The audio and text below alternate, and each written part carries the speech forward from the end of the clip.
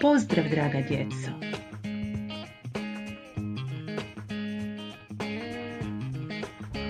Danas ćemo oduzimati 18 minus 6.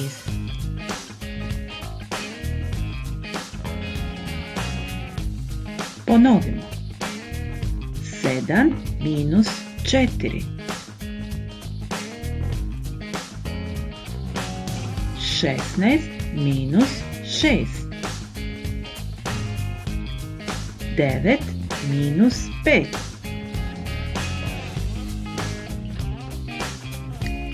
18 minus 8. 8 minus 2. 13 minus 3. Zadatak. Ivan ima 18 bombona. Mariji je dao 6 bombona. Koliko bombona sada ima Ivan? Izračunajmo.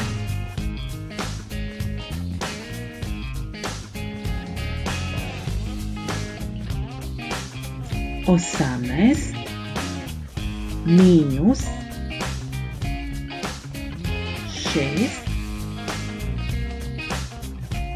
jednako je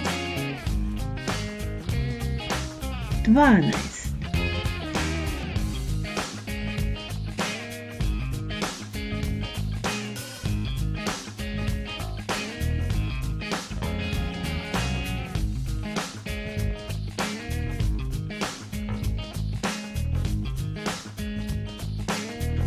Odgovor. Ivan sada ima 12 bombona. Odlično smo izračunali zadatak.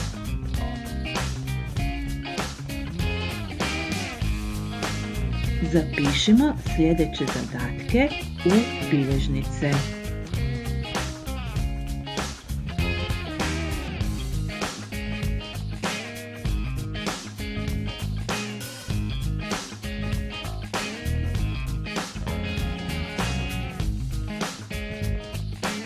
Vidimo se uskoro. Doviđenja!